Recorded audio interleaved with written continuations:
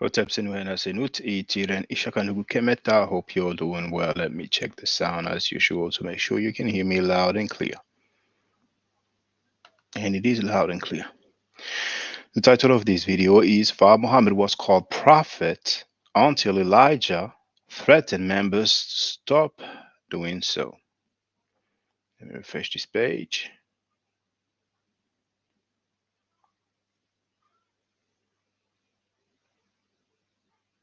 There you have JJ7000.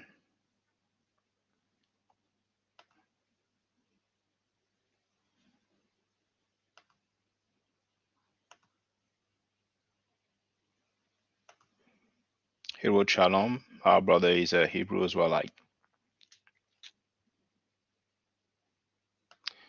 So I will start with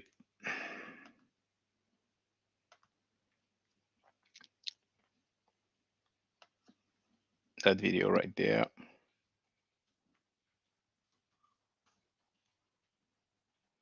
I first started a pre-recorded video, and my daughter came, gave me trouble. And in the pre-recorded video, I was saying that I cannot share the links because there's no chat. So here's the link of the video that I'm about to share.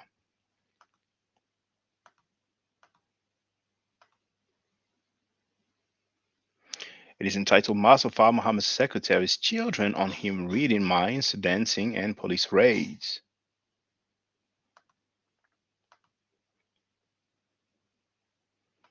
The timestamp is 1822. Let's listen up. The messenger, after he left, after Master Farad left, they were calling Master Farad prophet. They was calling him prophet.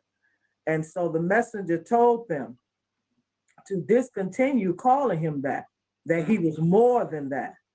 And so they, out of habit, they continued to do it. Well, the messenger said that if they keep doing it, he was going to put them out. So we heard this lady. Oh no, not the whole thing. That one. We've heard this lady saying that Elijah Muhammad threatened Nation of Islam members to be put out if they didn't stop calling Fa Muhammad a prophet. This is matching with what Elijah Muhammad's own son said. And I'm going to let you hear it for the record. Well, first I'm going to share the link.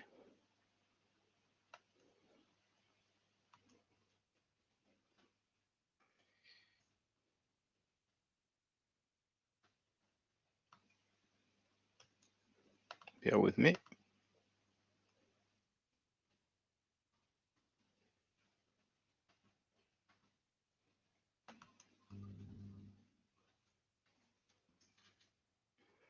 Yeah, you have the video in the chat entitled Dr. Wesley Muhammad, PhD, checked by Shakandugu Kemet.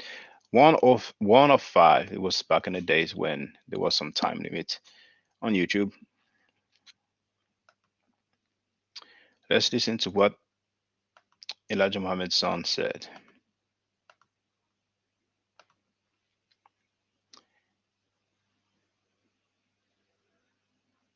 Where's the vid? There it is.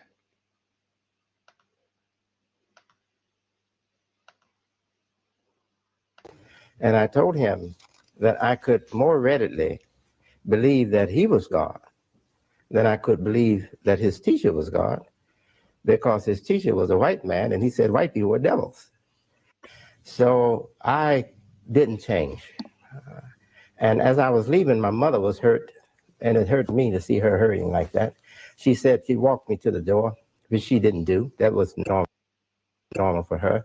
When my father excused you, and she stood on the porch at the door and she said, Wallace, why don't you go back there and accept? Just say you believe.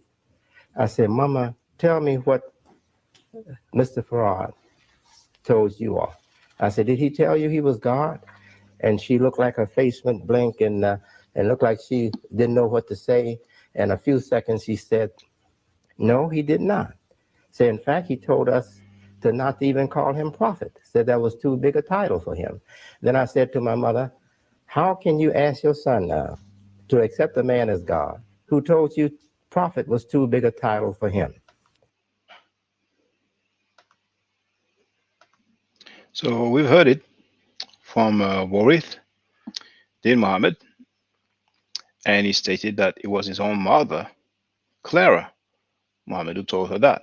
For those who don't know, Clara met Fa Muhammad before Elijah Muhammad. She told uh, Elijah Muhammad about Fa.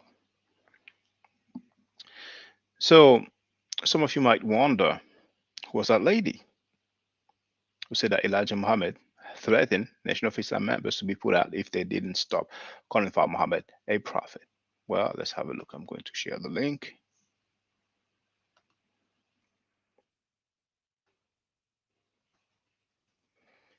She's introduced anyway. She's introducing herself in the video that I've shared in the chat. So in your own time, in your own leisure, you can check it out. But you do have that website here, the norreformer.com. I'm going to share so you can see.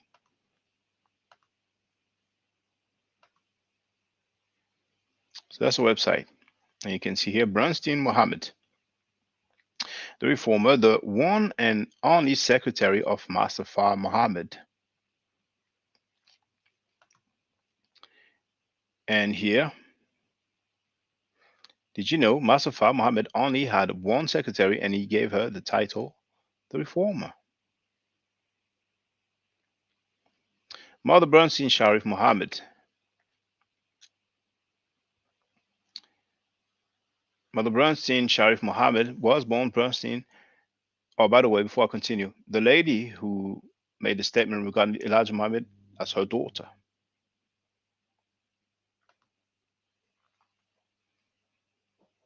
Mother Bronstein Sharif Muhammad was born Bronstein Richardson on July 14, 1915 in Robinsonville, Mississippi. She was the fourth of eight children. Mother Bronstein came to Detroit, Michigan with her parents at the age of 5. Her education began in the Detroit public schools. She later attended High School of Commerce, or I'm sorry, an all business school where she learned typing and secretarial work.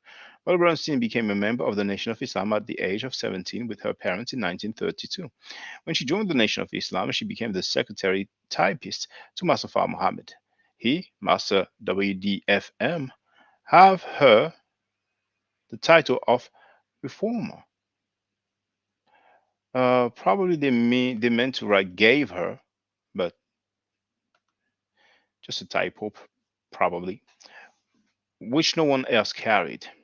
A reformer is one who makes better by removing faults and defects to cause or persuade a person to give up misconduct and behave better. On April 16, 1934, she, along with 20 other members, were arrested and jailed for 10 days.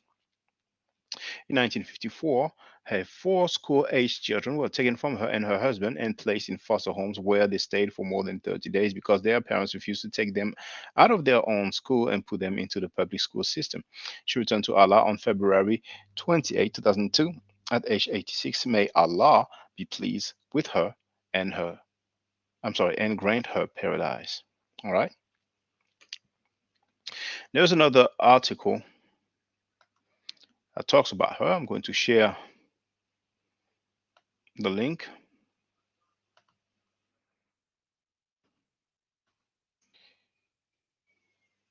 Oh, we have a troll there in the chat. Can I get rid of that troll?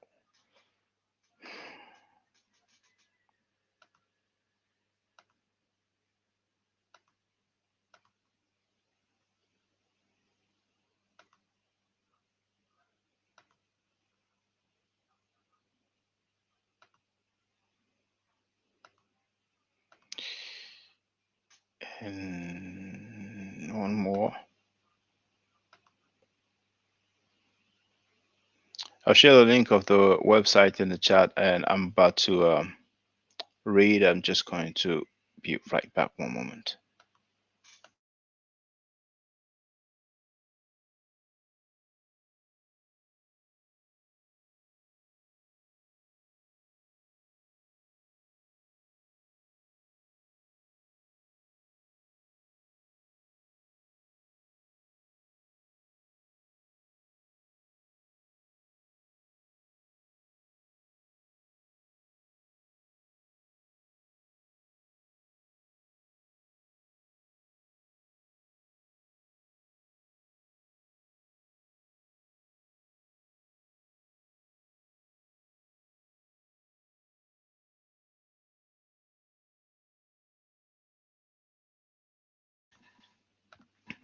And I'm back.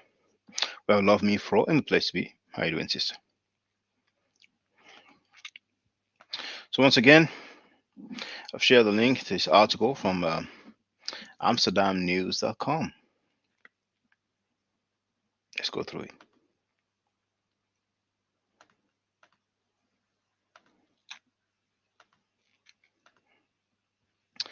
So it's an article dated April 6, 2017 by Herb Boyd. Since Sister Bronstein Sharif Mohammed, Secretary and Reformer of the NOI. Oh, on the website that I shared, you actually have that book here, the NOIReformer.com.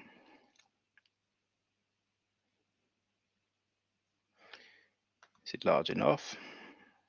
Good.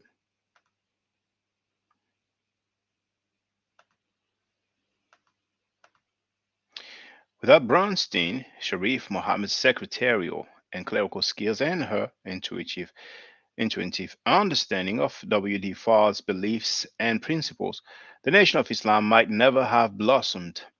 Much has been written and discussed about the emergence of the NOI, but rarely do they include the indispensable contributions of Muhammad or Muhammad. It was her ability to decipher Far Muhammad's notes, to develop his concepts, and to structure his vision that gave life to an organization later brought to prominence by Elijah Muhammad.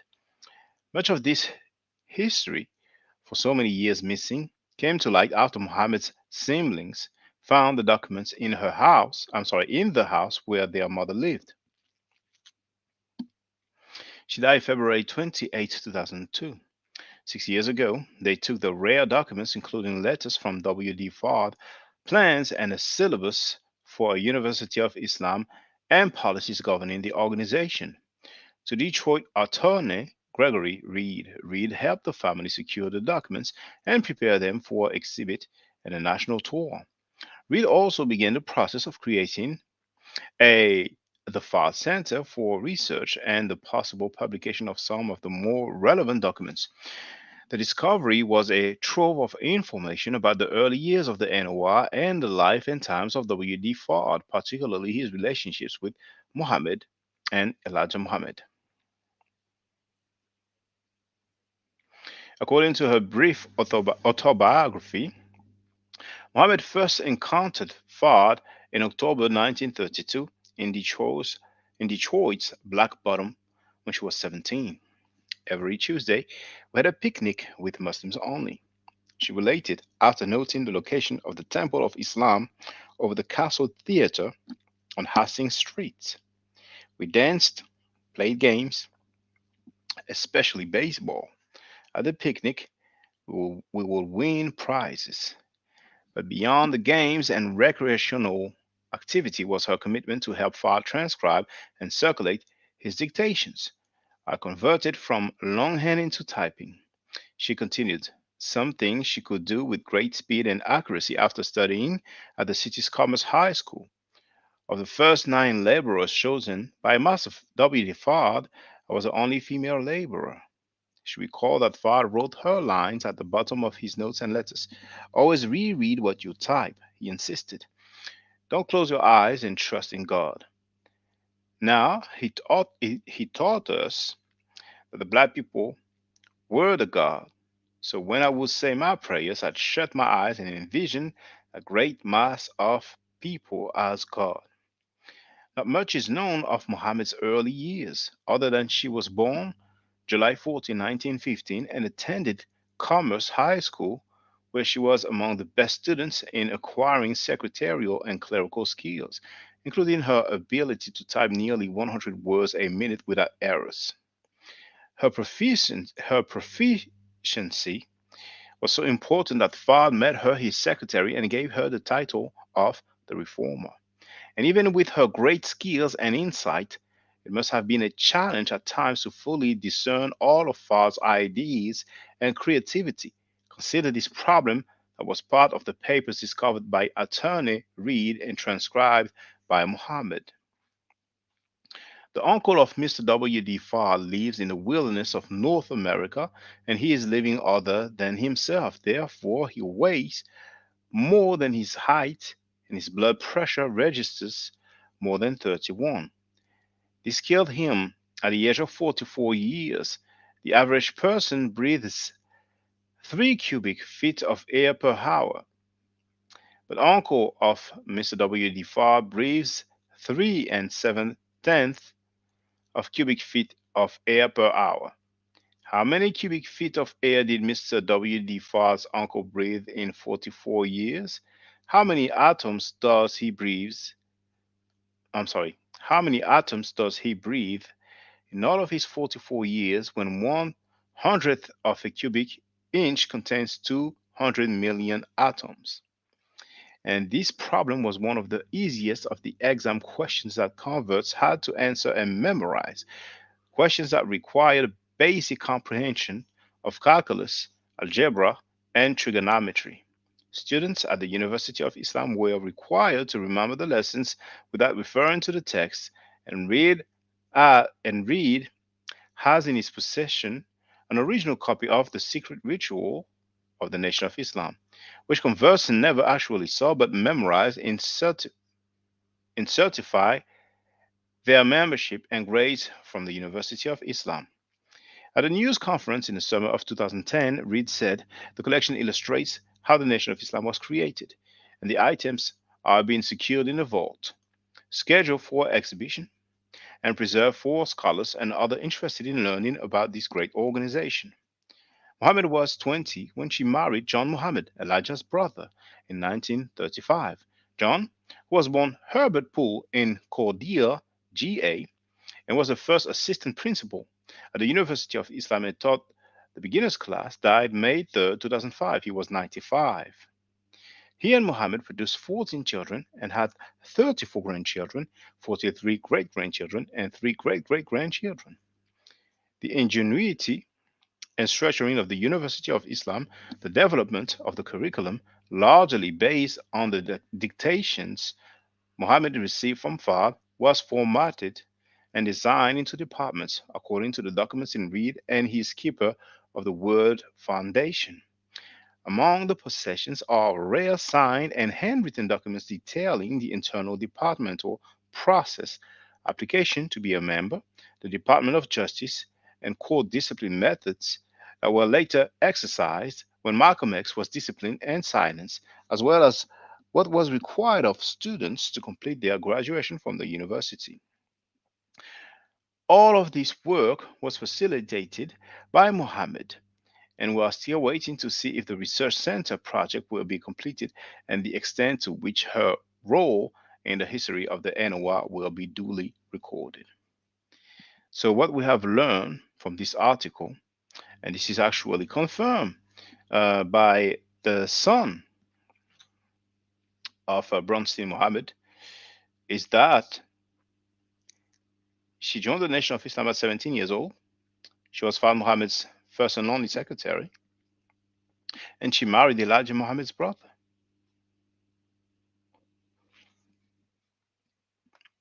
Mifro wrote she was beautiful. Then she wrote, "Wait, is Miss Bronstein still alive?" No, she passed away. Which date did they say? I think they said 2002, but feel free to go back. You're familiar with the actual facts, Sister Love Mifro? You used to be in the NOI? Or you just heard about it? Most people haven't really just heard about it like that. So I'm curious. Did you used to be a arm, leg, a leg, arm, a head sister? Let me know.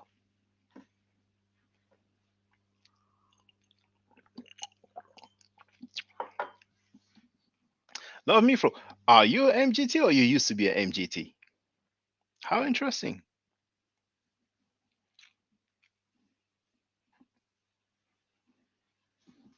I don't think you are anyway. They wouldn't be happy with you being here. Sister, what are you doing on that channel? This guy doesn't believe in our lessons. Used to be. All right. So you used to do the, how do you call it? The drills. I call it two-stepping, but I don't mean any disrespect. So just so that everybody knows that this lady was official,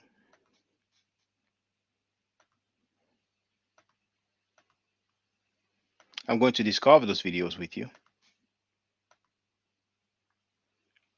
So I went to the about page of the reformer. I'm sorry, the NOIreformer.com. Shop, that's the book here. Bronstein Sharif Muhammad book, $8 only. I don't know how many pages though. I think it's very small.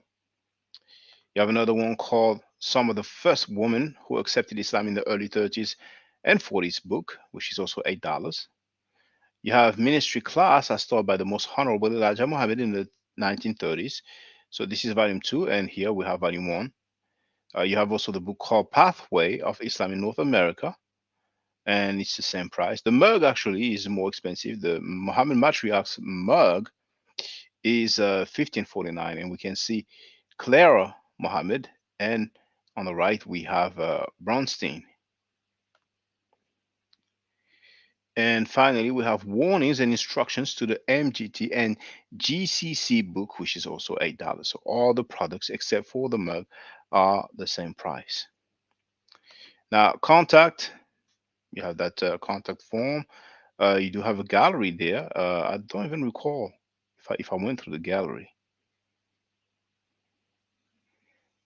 but we don't have many old pictures from her time at the NOI. Well, when she was a secretary, I mean. Um,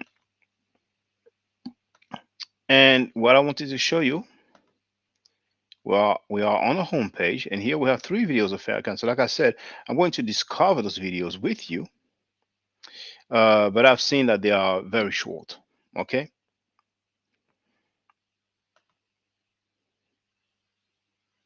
so the first one is 2 minutes and 41 seconds.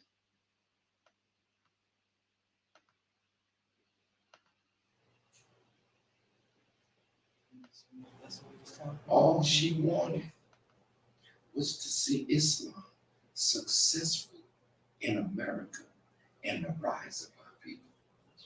That's what your father wanted. Yes, sir. That's what your uncle wanted. Yes, sir. Because that's what the Savior put in them when he came. And he didn't have to put it in them. It was already in them. From Sandersville, Georgia. Watching what they watched and what they saw in the suffering of black people, how could they not want to see our people raised? So to me, you know, that's big. Just stop right there. Lord have mercy. Yes, that is so big to refer to her in that language,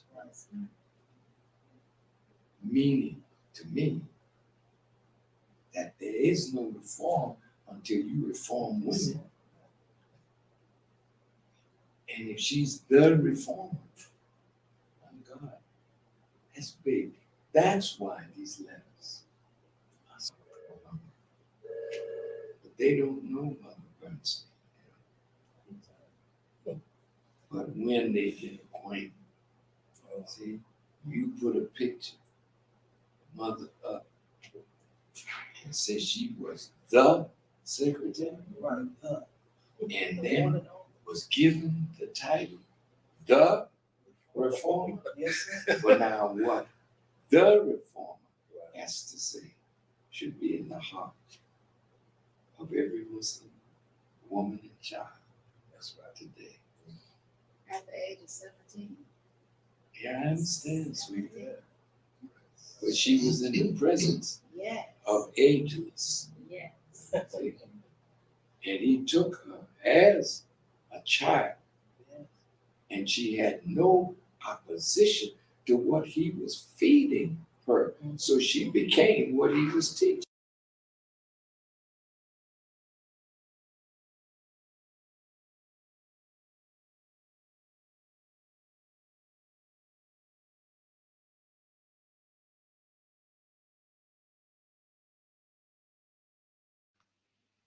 So on the video that I've shared, the two people being interviewed are Medina Muhammad and Noor Muhammad, brothers and sisters, and um, son and daughter of Bronstein Muhammad and Elijah Muhammad's brother, which I think he was called John Muhammad. But we can go back. So that was the first video appearing on the website. There are another two which are about the same length. This one is 3 minutes and 8 seconds.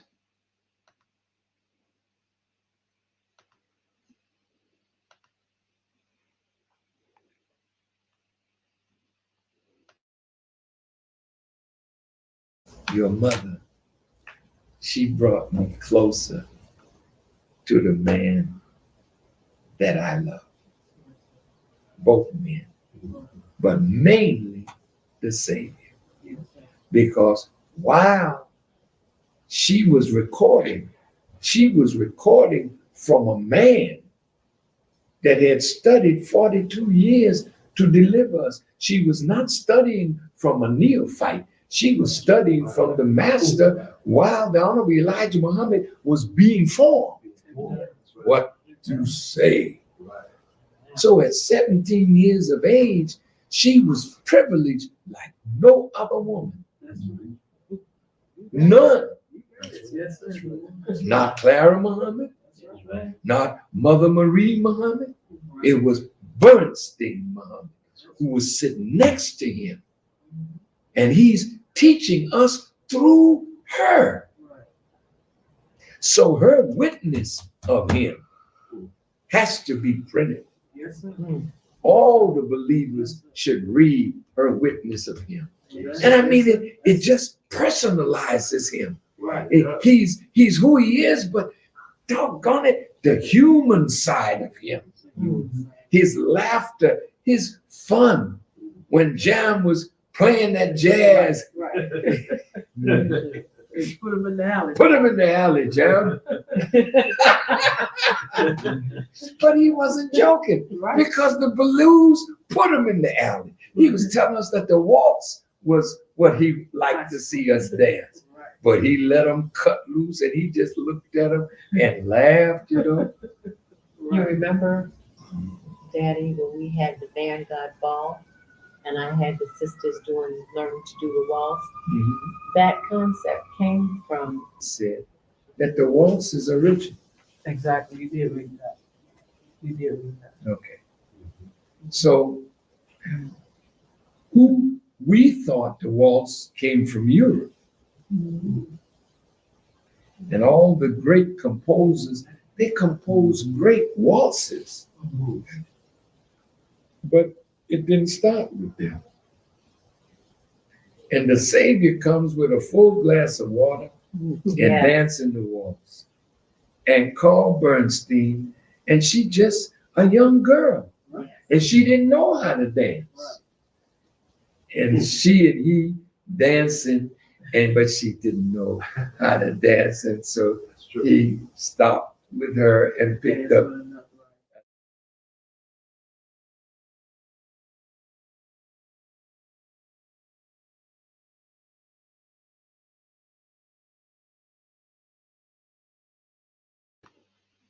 So here you can see the URL that I've shared.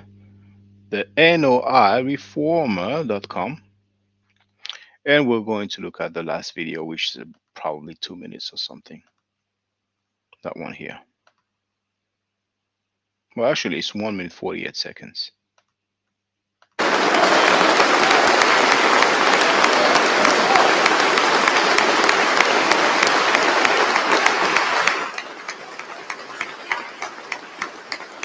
To the wonderful members of the Muhammad family from Detroit, Michigan, thank you so very, very much for caring for the artifacts that represent the history of the Nation of Islam and for bringing it to Newark to have an expose of such magnificent documents of the early beginnings of the Nation of Islam.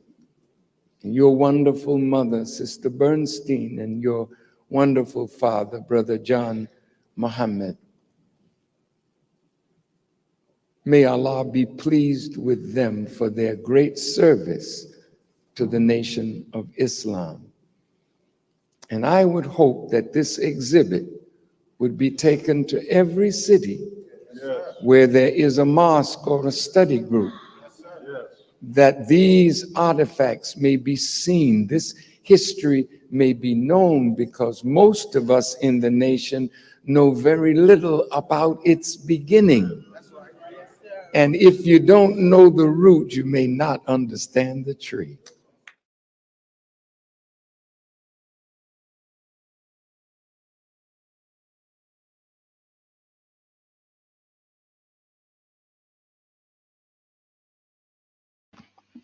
All right, that's about it for me.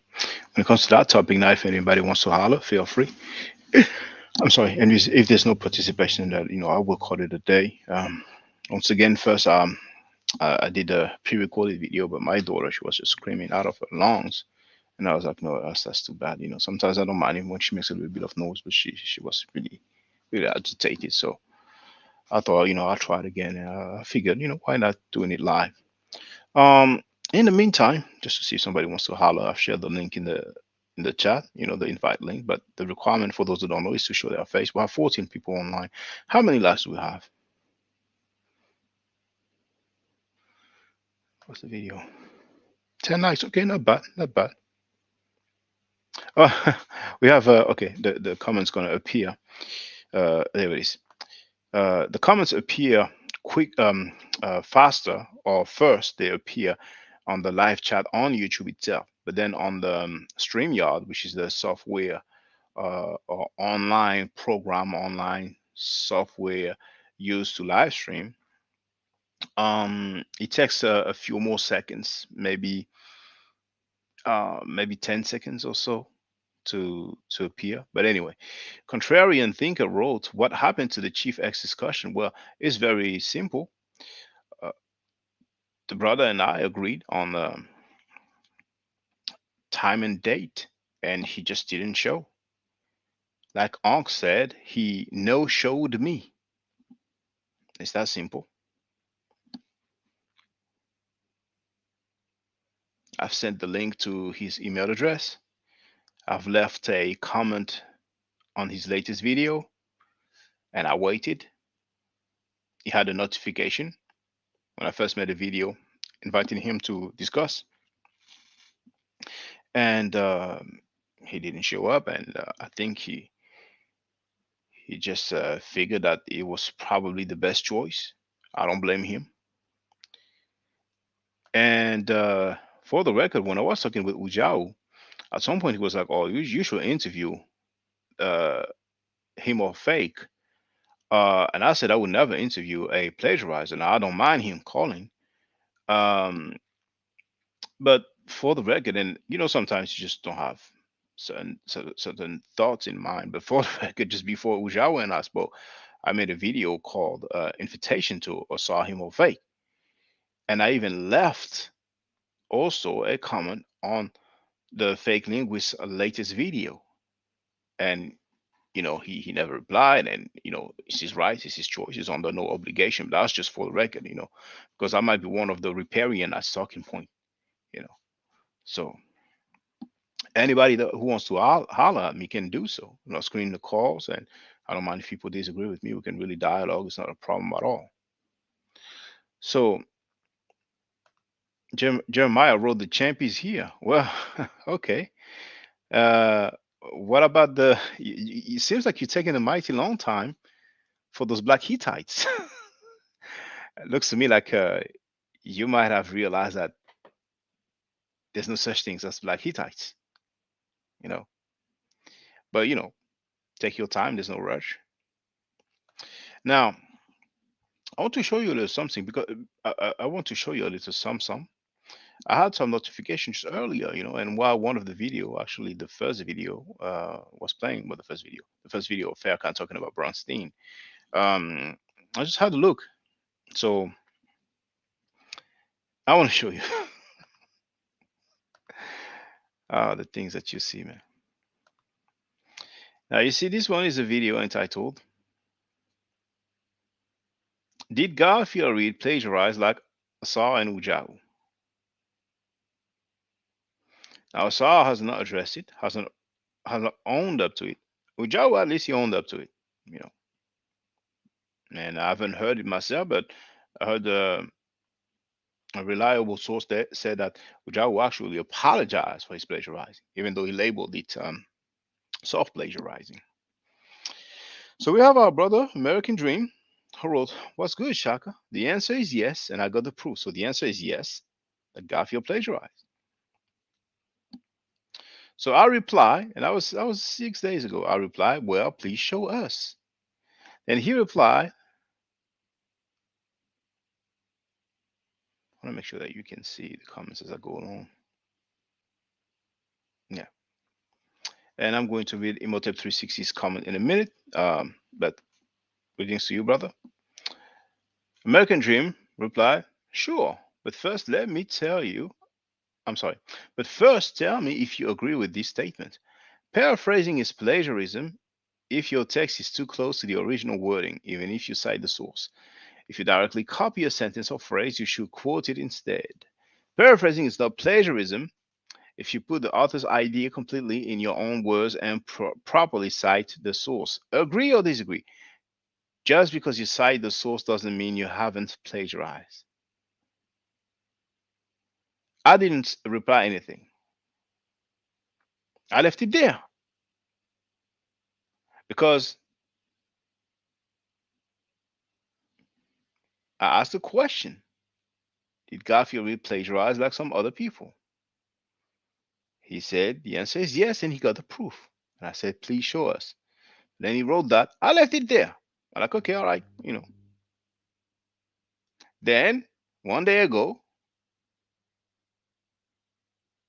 he types out my forever. Well, and this is my reply. "Brother, if you want to show us, then feel free. If you don't want to, then it's fine. No need for conditions. Peace." And then 22 hours ago, and the message has been edited, he wrote, "Agreeing on what plagiarism is before talking about plagiarism is too much of a condition for you?" That's interesting. How do you accuse him of plagiarizing? Not plagiarizing, but how do you accuse him of plagiarism, but you don't know what it means? And I told him, as you can see, 6 hours ago, when did I accuse him of plagiarism? And 5 hours ago, he wrote, "You're saying you didn't accuse him? You're just asking a question?" As if it's not okay to accuse him of plagiarism without knowing what plagiarism is, but it's okay to ask if he's plagiarizing without knowing what plagiarism is. You're funny. If you're only asking if he plagiarized, shouldn't you be just as interested in what plagiarism is? You disappoint me, Shaka. So I put the brother on holiday. I think he needs vacation. I really, really, brothers and sisters, don't have time for stuff like that. Now, if people want to be long winded like that, at least let it be verbally. but I have a lot of reading to do. I have so many books to go through, and I really don't have time for stuff like that, brothers and sisters. So, uh, I just want to say, I mean, just I really don't have time for stuff like that. I really don't. I really don't. I really, really don't. So we have Imhotep 360 wrote, most of these guys are afraid to debate you or defend their position with scientific evidence. Kwame Mentuhotep wrote, Hotep, did you get any further responses from Temple University or the DIOP conference? No, I did not get any response at all. I don't know if the dude did his presentation, but um, he has uploaded the video of one participant of the conference. So I'm thinking if he presented during that conference, he will probably would have put the video first. Who knows? He might have different plans. So we'll see. But the fact that they did not reply, I think it's fishy. But usually people don't have a clue. Uh, this Pan African world where they defend rapists and pedophile plagiarism is nothing, you know. And the so-called conscious community that support and defend people who teach that Africans are living a jungle life and Africans are not civilized. And now we have plagiarizers who are doing magic made nature, saying that Diab was wrong, that Diab was inconsistent, that Diab was disingenuous as a scientist. They get support from PhDs. So, oh, I'm glad you did, brother. He wrote, I emailed them too, and they haven't responded. You know, it's so funny that so far nobody got a response. That's the state of the so-called scholarship of the conscious community. People doing science fiction book, grandstand on you, associate themselves with plagiarizers, and want to talk about due diligence, and they don't respond. It seems like we are peasants. How difficult it is to respond. But a lot of the time they like to keep stuff on the low. That's just the sad reality of it.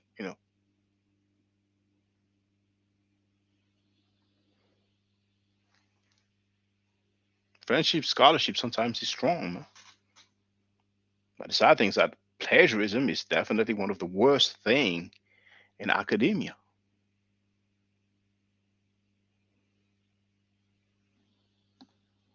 So,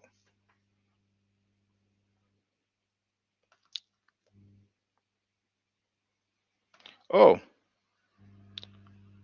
Kwame went to hotel also emailed them. I emailed them before I left you the message about email. Oh, okay, yeah, yeah, because the brother left a message. I got shown in my video. I just received the automated response as well. Well, I got some automated response. I've emailed a few people from Temple University, and most of the people listed on the Diopian Institute, whatever that stands for. And Imhotep 360 wrote, I think it's an egg in their face moment, so it's uncomfortable for them. It's like inviting a Nazi to a Holocaust memorial. That's this. Yes, it's a good analogy, you know. And even if it's uncomfortable, I mean, there's no harm in saying, well, oh, we didn't know it was a plagiarizer. Oh, okay, well, good looking out for telling us. Or thank you. But some people, and that's it. But maybe they told him, well, okay, you're gonna present, but don't put it online. Who knows? We don't know. Maybe he presented and we will see it somewhere online. Or maybe we will not see it online, but the people who were present, I've seen it. Maybe I don't know. I don't know. They haven't spoken. What's for sure. Okay, on their website was he listed? They might play on that. But anyway, Darius McNeil wrote, "Did Chief X ever give a reason for not showing? Because he is about to appear on another show in 90 minutes. He has not given any reason at all. And the funny thing is that on Sarnetta, I saw, Chief X challenging so and so and so. And I'm like, what? But, he's going to do his thing. He's going to do his thing, man. He has supporters. He has supporters. He said that the ancient Egyptians were Caucasians. He said that they were Caucasians from pre-dynastic time until today. He said that the modern Egyptians are the ancient Egyptians. And guess who congratulated him? Brother Reggie. Out of all people on the planet Earth, Brother Reggie, live on the air, congratulated Chief X right after he said that the ancient Egyptians were Caucasians.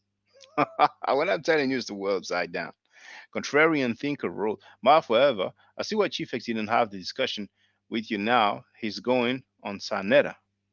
Oh, he's going to do his thing. He's going to do his thing. I mean, people can see what's up for the record. And usually it's like that, man. Um, it's not just him. I've been there for many brothers and sisters. Over 15 years.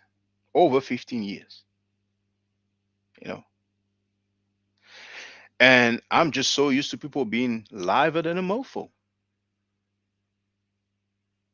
in writing, on blogs, on message boards, forums, you know.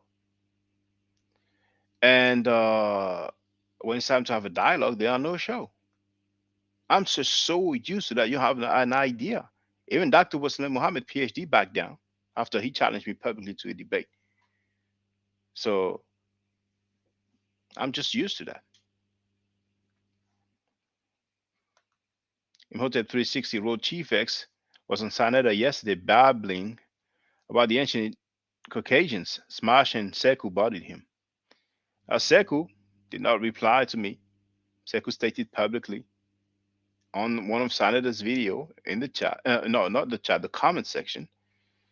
Reggie said, allegedly, Reggie said that Diop went to jail for running his mouth. And I asked Sekou, can you give me the timestamp? And he replied, the timestamp for what? And I said, timestamp of Reggie saying that Diop died. That Diop went to prison for running his mouth. And I never had any reply ever since from Sekou. So I don't know if Sekou stated something that he could not back up, or if he didn't want to just go and look for the timestamp. It would have been good for him to reply, but he didn't.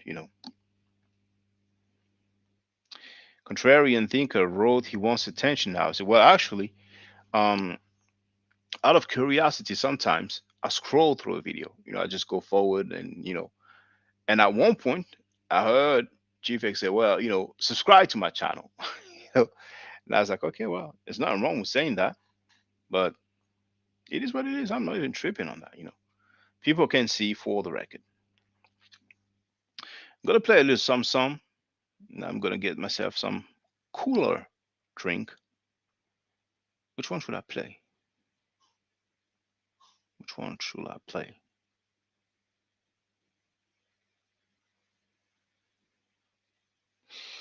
Oh, which one should I play?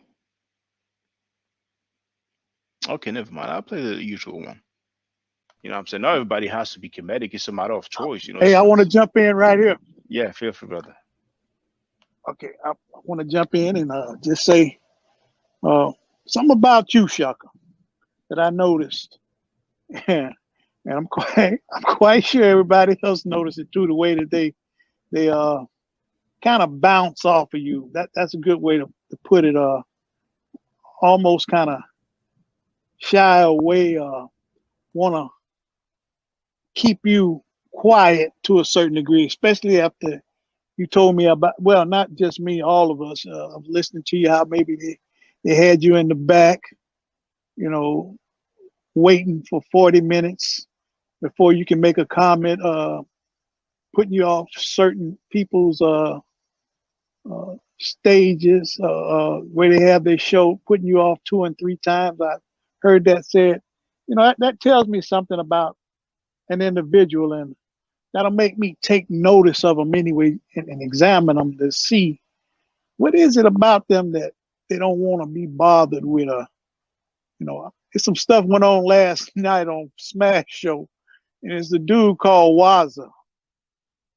I'm quite sure they know him better than me, but Waza, he's kind of a comical fella, and but he got some smarts to him, but he don't know when to make his comment and then step back and wait, and just listen some for a while. He wants to get in there and just rough and tough it out and don't want to listen to somebody else. And that I'm not saying you that way now, but I was just looking at Waza last night, and they had to put him in the back or just put him off the show or whatever, because he just kept jumping in there too much, and people would be trying to talk and he just interject and walk all on people and just get in the conversation and maybe even be talking about something else instead of what the subject was. But back to you, Shaka. You're similar to Waza to a certain degree, and I think we all have to have some aggressiveness to us. We have to be aggressive when the time is right. Don't get me wrong, but it's time. At certain times, we have to be humble and we have to stand back and listen. And like I do, and I've always been that way. When you see somebody quiet, this is something I learned over the years. When you see them quiet, they're either just out the loop completely, or they are a type of individual trying to see what's going on. And that's how I am. I do, and I can speak when the time is right, especially when I feel like it's necessary. And especially at my time and age now, I'm more the type to keep you in line or maybe keep you directed right. And I think that's the elder's job. Of course, the elders should have more intelligent and just more knowledge on things than the youngsters coming up, because I used to have them tell me back in the day, man, where you going already? And I'm been there. I used to think about that until I figured it out. And these elders, they've been through stuff that you're getting ready to go through. And I don't know about all of the knowledge that you got, Shaka, but you ain't just talking the talk. You talking something that makes sense if it's talking about a subject or an individual that might be, like you say, buck dancing or backing up, trying to two-step or sidestep, or however anybody that understands this want to see it. You'll bring it right out to light, and that's a good thing, especially when you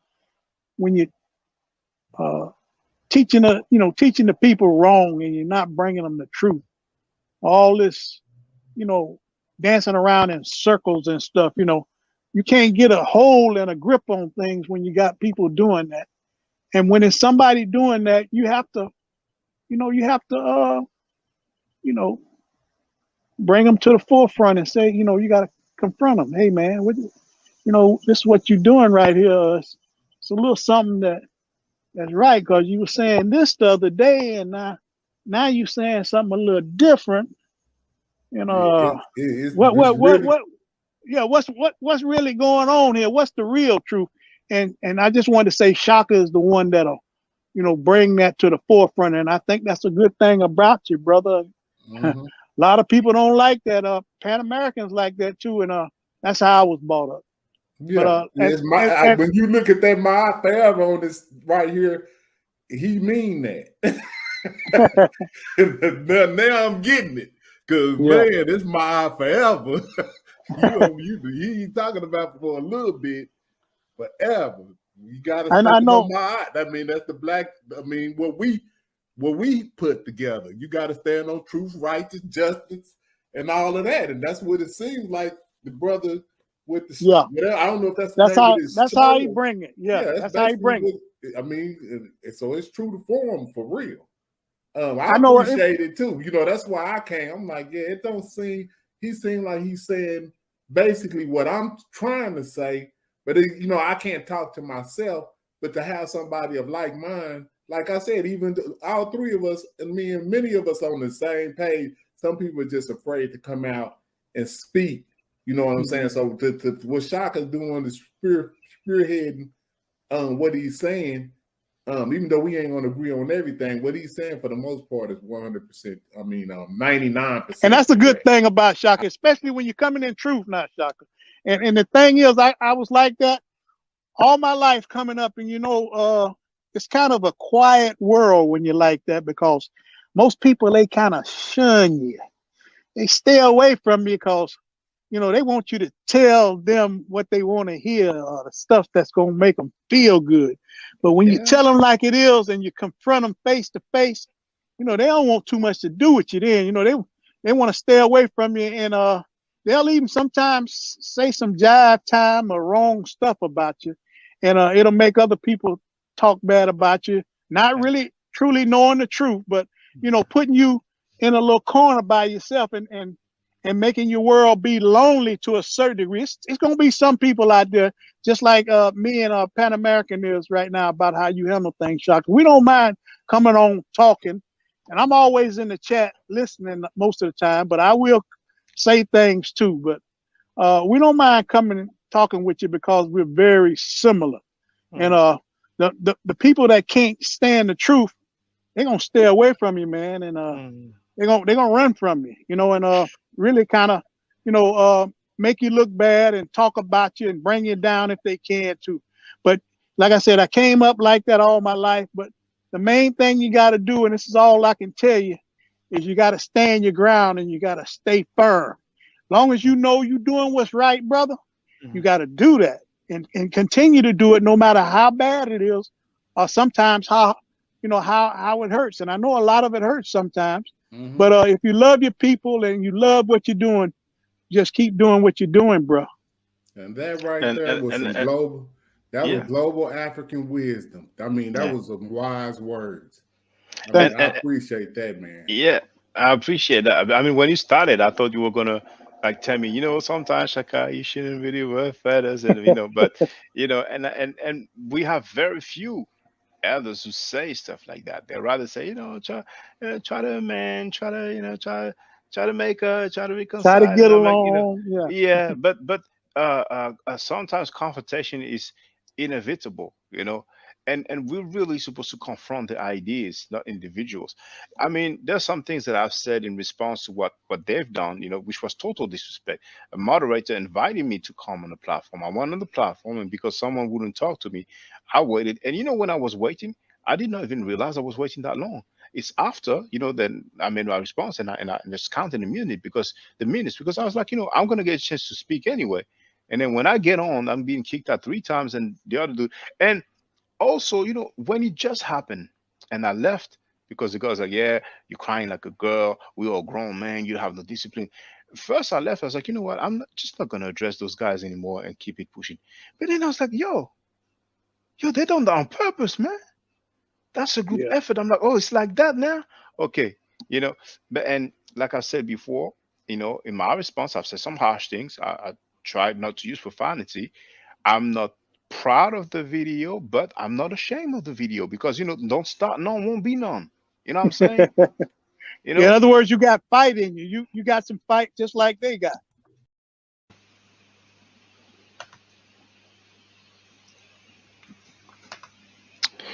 I'm back. We have 16 people online. Brothers and sisters, if anybody wants to make a donation, I don't mind. Um, Before I go back to the comments, um, the Christian apologist,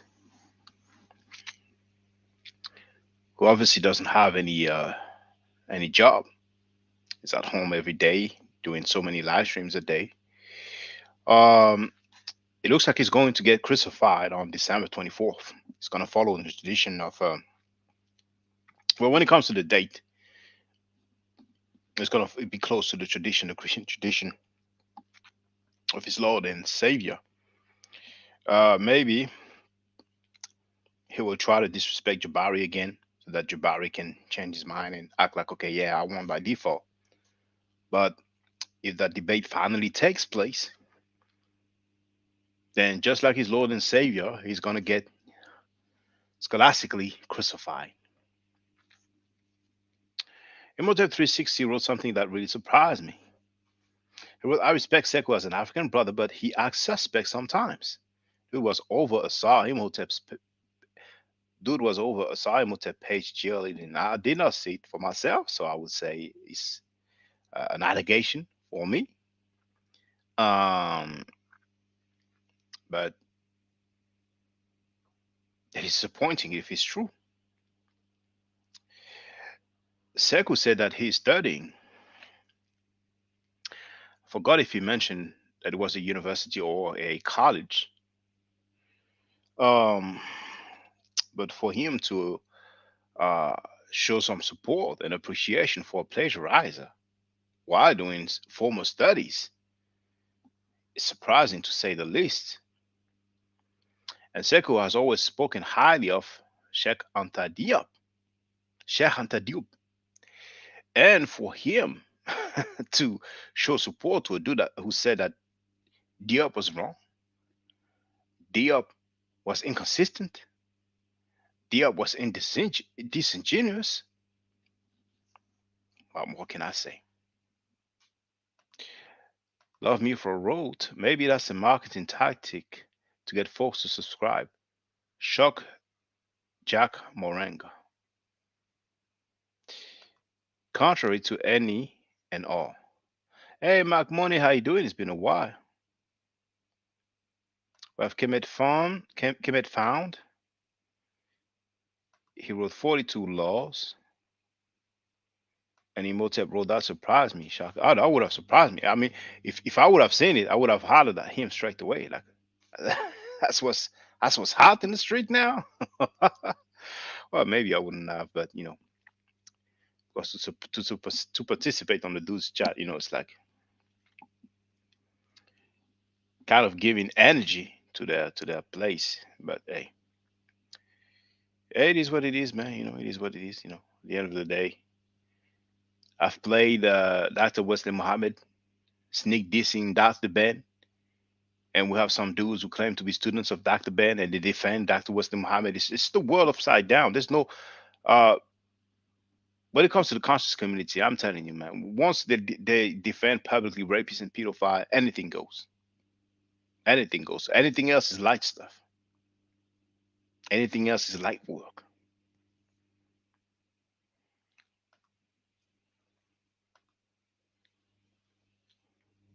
So I've been live streaming for an hour and 3 minutes. Is there somebody who wants to get on the platform?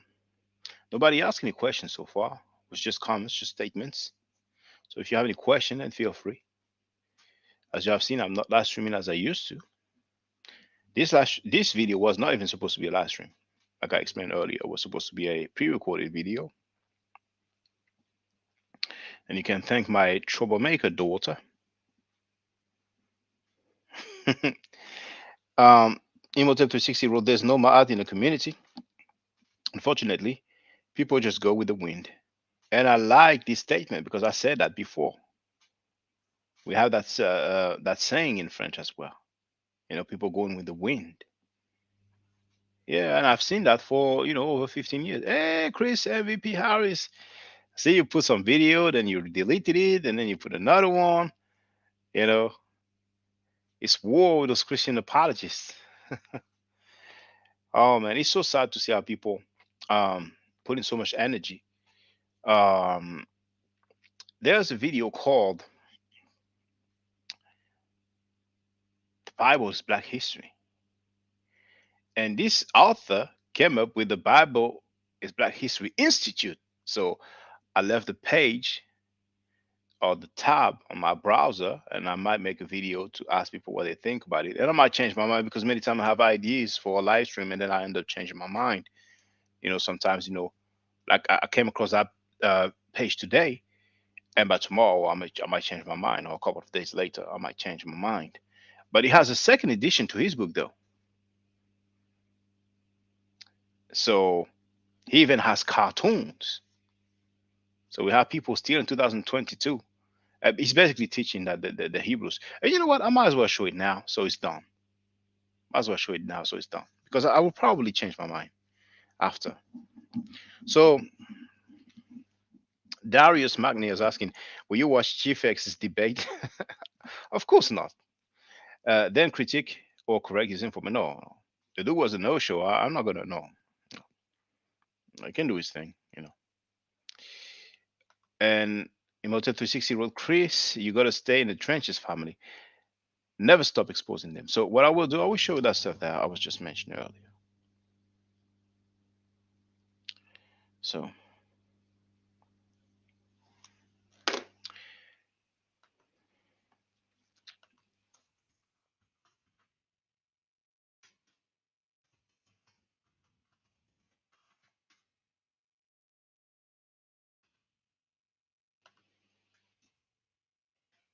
but he actually has a new book as well.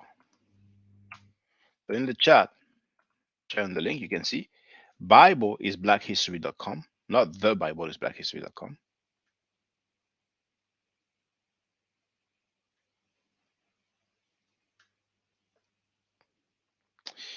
And let's have a look.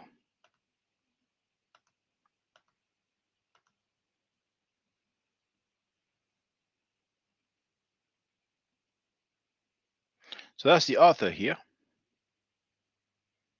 Dr. Theron D. Williams. He's an alumnus of Virginia Union University and the Samuel DeWitt Proctor School of Theology at the Virginia Union, earning a Bachelor of Arts and a Master of Divinity degree, respectively. Dr. Williams is also a graduate of the Chicago Theological Seminary, receiving a Doctor of Ministry degree. That's his new book, Black Church, White Theology: How White Evangelicalism Controls the Black Church. And the first book, there it is, The Bible is a Black History. Well, when I say the first book, I didn't really check his bibliography, but I knew him from that book, you know. So you can see it here. But it has a new cover for the second edition. And for example, if you go to purchase now, it leads you to the shop page of the website. So the initial book cover was like this one, but without the personal workbook at the bottom, because as it says, it is a workbook. But now that's a new book cover here. Bible is Black History, and that's the second edition. It says at the top, but I'm clicking here, so you see here, second edition. Okay. Um,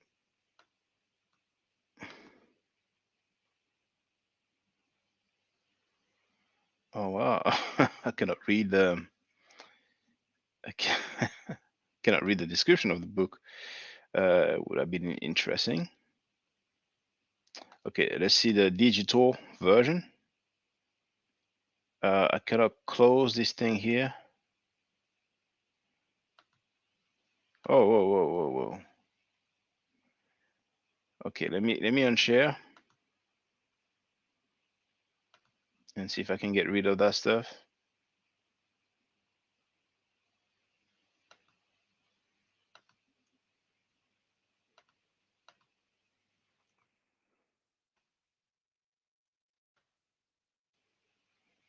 No, it's not moving. Well, you know, sometimes it's a shame. You know, the website looks nice, but here we cannot even read. Uh,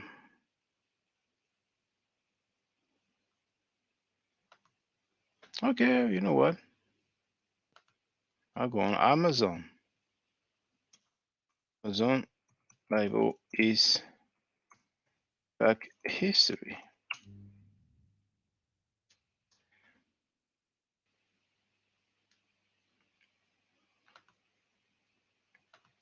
Now I'm going to show you what's up, and then we will go to the Institute. So here it is.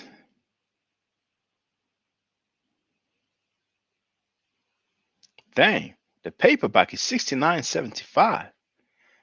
The Kindle version is only $10 though. So, now 1,600 ratings. So he sold at least 1,600 copies. It's 160 pages. And how many was released on August 1st, 2018, independently published. And how many reviews? How many reviews? See all reviews. Do they list the amount of reviews?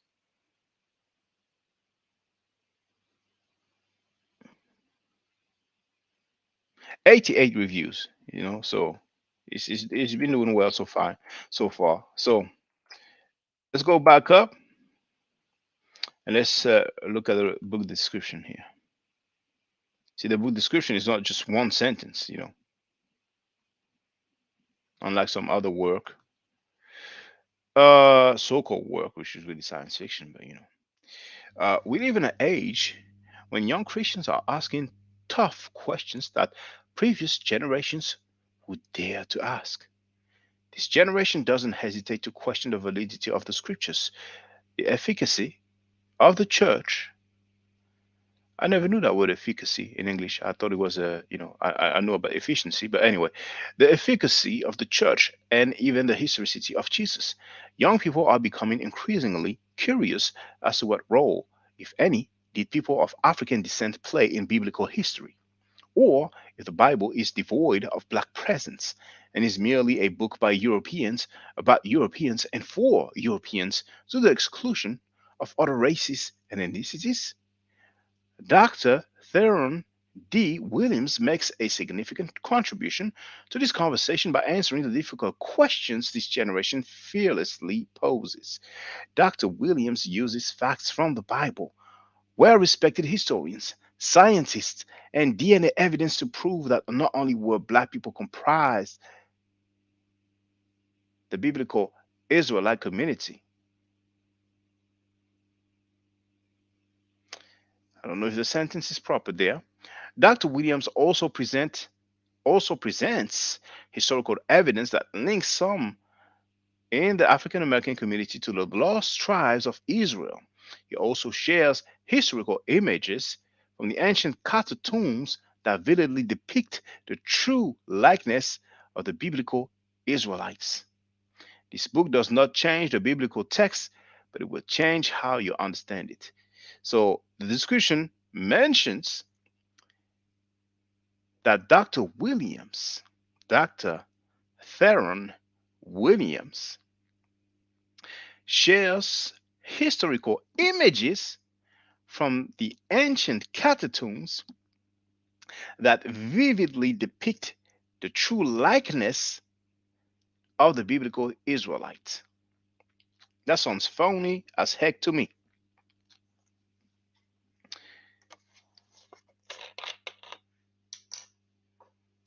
It says the biblical Israelites, not just Israelites, but biblical Israelites. So if somebody has that book, please let us see. Name dates and places, please.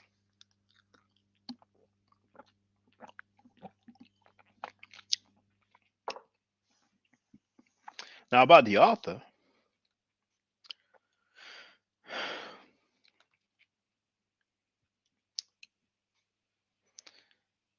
hmm, for more than 30 years, Dr. Theron D. Williams has been the pastor of the Mount Carmel Church of Indianapolis, Indiana. Dr. Williams was born in Detroit, Michigan. He's a, okay, I've read that earlier. So he has a Doctor of Ministry degree. Dr. Williams is the founder and president of the Bible is Black History Institute, LLC. Its mission is to educate communities of African descent of their biblical heritage.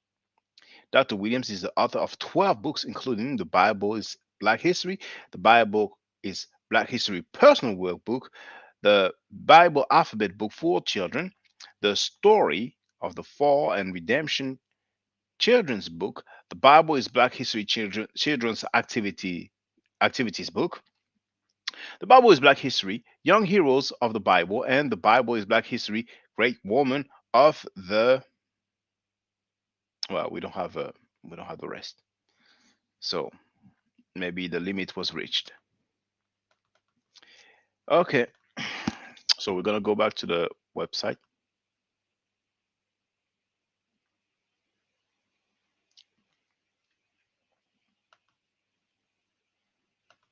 and have a quick look at the institute. My goodness, I have been live streaming for an hour and 16 minutes. I did not get one single donation. Brothers and sisters, I'm sorry to say that it is disappointing. When I look at those people who teach that black means death, who teach that Africans are living a jungle life, who teach that Africans are not civilized, who plagiarize, who teach you BS,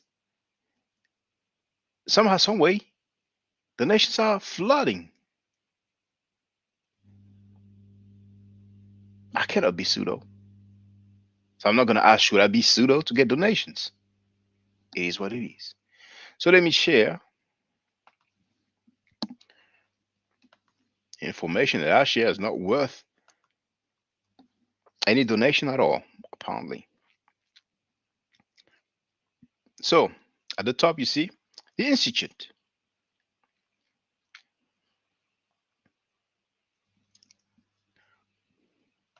See that website? We can't even see the sentence here. It's not well made. I mean, the way the website looks okay, it looks actually nice, but unfortunately, as you can see here,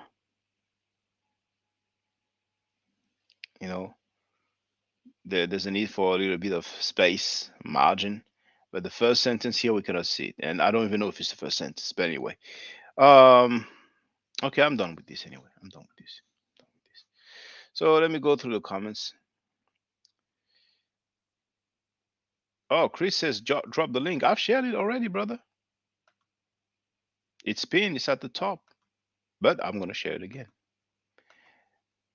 Gonna share it again.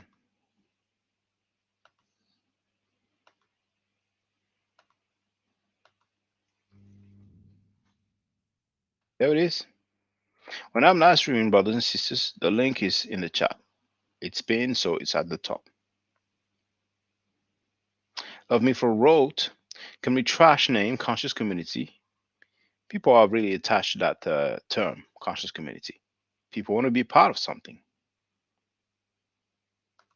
Love Me for wrote, I've seen that cover before. Dr. Nathan Harry. No, not Dr. Nathan Harry. It's Dr. Williams, Theron Williams. So let's see if our brother Chris is still there and if he's gonna hop in on the panel. Brothers and sisters, dang, it's a bad look. It's a bad look, man. It's really a bad look. No super chat, no PayPal, no Cash App, nothing at all.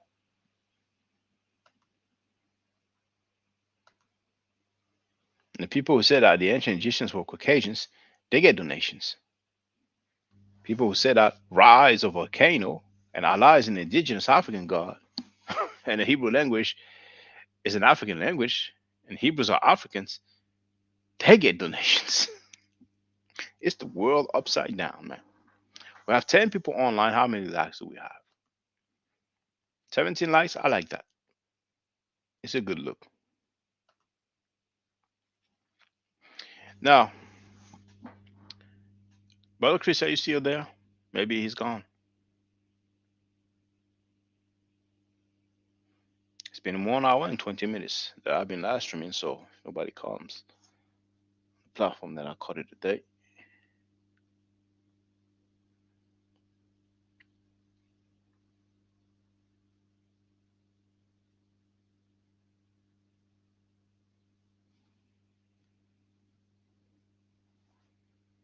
Why are you so shy, brothers and sisters?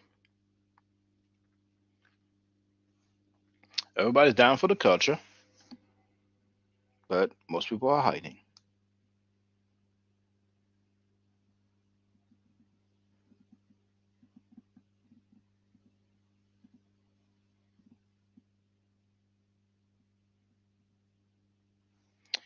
Now, I think it's the first time I see that username. Margot Leisure Do Road. I just came here to see what you were talking about, and you're asking for donations already. I don't even know you yet, cuz well, it's not finished. But Margot, yes. Well, I don't think I was asking. I stated that there wasn't any after 1 hour and 20 minutes of live streaming. So please take that into consideration. Are you a Nation of Islam member? Because if you are, and you go back to the beginning of the video, you will probably learn a thing or two regarding that organization. The lady comes 1 hour and 20 minutes late and she's like, I'm coming there and you're asking for the nation. You have to love our people. They can be real funny sometimes.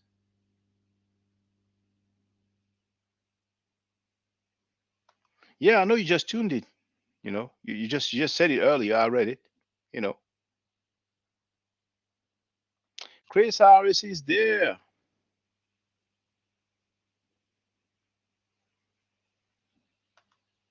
Hotep Seni. You. I don't think What's- they can hear me. Yeah, we can hear you now, brother. Can you hear me, brother? Chris? Yo, can you hear me? Right? Yeah, you just said, yo, can you hear me? I can hear you right now, brother. Hey, what's going on, man? Oh, Yeah, chilling, man, you brother. got the you got the Christian apologists, man. They going crazy, man. And I'm gonna stay unapologetically anti-Christian. Oh, brother, you're breaking up. You're unlucky. I don't know where you are located, but it happens often. I don't know if you can hear me, but we don't hear you anymore. It's obviously a connection issue. And now we kind of heard a noise, but it's like, Christianity did not free oh, slaves. Christianity was the catalyst for slavery. It was our ancestors.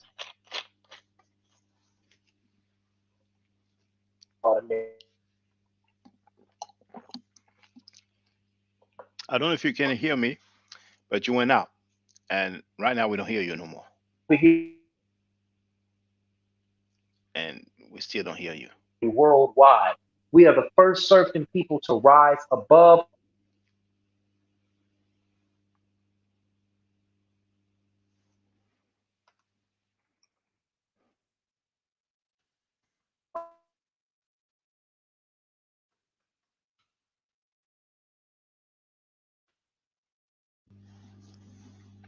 I don't. I'm unapologetic about everything that went down, and I'll be the better. Like that. You're going in and out, brother, but I don't think you can hear me. Please say hello to the bad guy.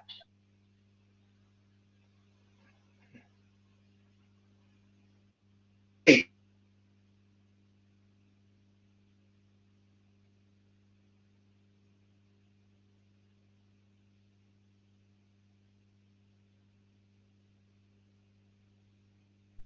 We don't hear you, brother. I want to make sure you can hear me. But during the whole time when you were talking, you were just going in and out, so we could not even really get what you were saying. We just heard like half second or 1 second here and there.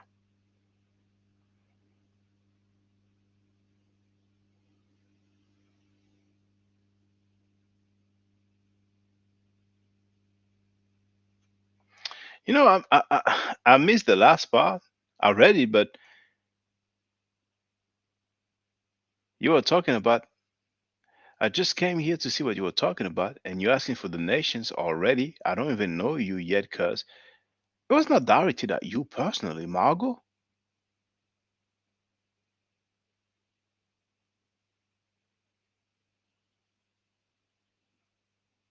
Where are you from, Margot? Let's get to know each other. In which country do you live? Are you an Orthodox Muslim, or is that avatar just for the fun?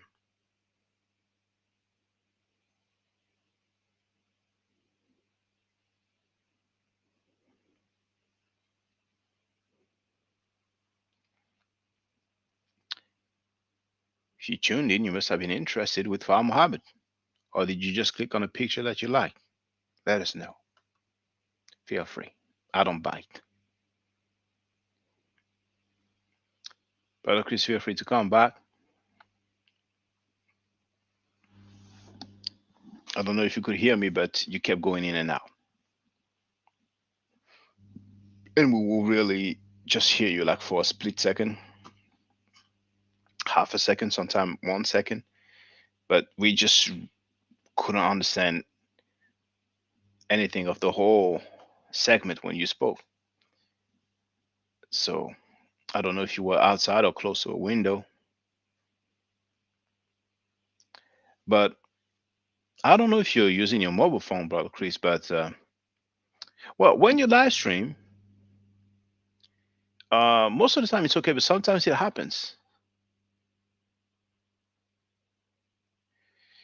So I don't know. It might be worth for you seeing, some other internet service provider,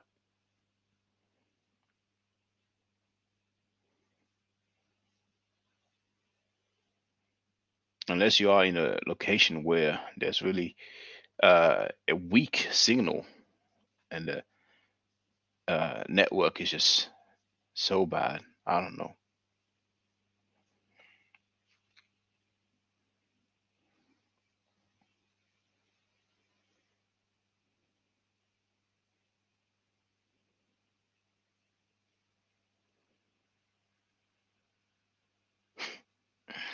I don't even know you yet, cuz it's funny that a supposed lady that has an avatar with a hijab on, we use the term cuz. How many women you see with a veil, with a hijab, is talking and saying cuz? Dang. Maybe it's people, the person that comes in every now and then, quite regularly, to criticize me. And this time he thought, okay, let's get creative, and I'm going to use a female username and a female avatar. Have you ever in your life, brothers and sisters, seen a veiled woman using the term cuz? Dang.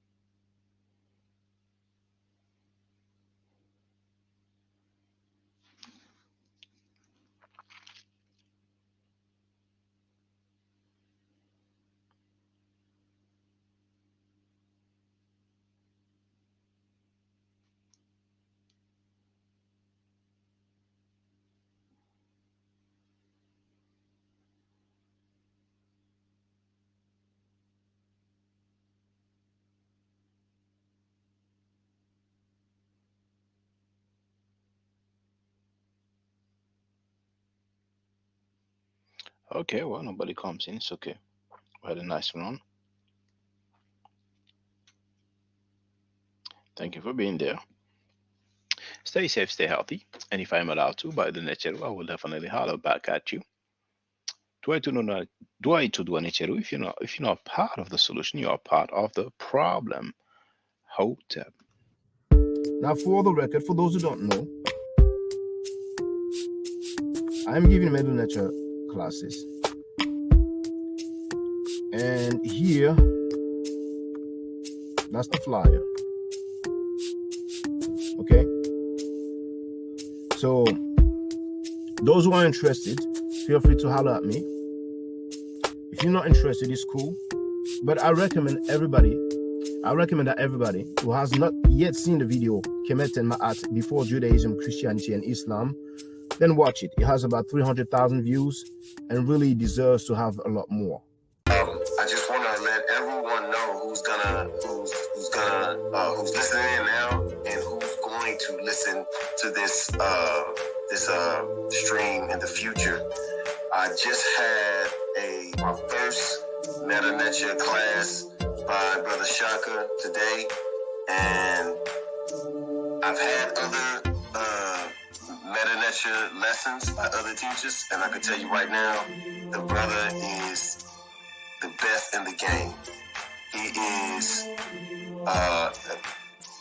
that was one of the best classes I've ever had, ever. So if you're interested in learning the Meta, if you're interested in getting the basics of it, Brother Shaka is an awesome teacher. Get with him, and it's extremely affordable. This brother is giving us his time and his skills, and he's basically giving it away. I mean, I just consider it a donation. You know what I'm saying? So if anybody is interested in learning the Meta, get with this brother right here. He's an awesome teacher. And I'll end with that. Hotep Senu, Hena Senut. This is Julie, also known as Servant of Yah, and I'm currently taking the Medunetcher classes with Brother Shaka, and it has been an amazing experience. Only 2 lessons so far, and I feel like I've been taking the classes for months, just with the how in depth he goes into the vocabulary words, the construction of the language, the grammar. It's been immeasurable, the experience. And one thing that comes across, hands down, is his extreme passion for teaching this to anyone who is willing to learn and has an interest in learning. So I highly suggest, if you are interested, even a minimal interest, that you subscribe to the classes with Brother Shaka. It's such a nominal amount for how much you get. I know, like, our last class was over 2.5 hours. It felt like 2 minutes, but because that's how, involved you are in what he's teaching and how he teaches and how compassionate he is about what he teaches. Also with sharing materials free of charge, no question, no doubt. It's just what he does. He doesn't have to, but he does. And so I just wanted to give a short testimonial about the class and the effectiveness of the class. And all of that is attested to how studied Brother Shaka is. So I highly recommend anyone with a minimal interest that you do sign up for the Medunetcher class. Hotep. Don't forget to subscribe to my channel, which is Ma'at Forever. Don't forget to watch the video entitled Kemet and Ma'at. Don't forget to share Kemet and Ma'at on my channel on Twitter, Facebook, Instagram, WhatsApp, or other social media that you use. Email, text messages, you name it. Those who wish to donate can do so on paypal.me/Ma'at Forever.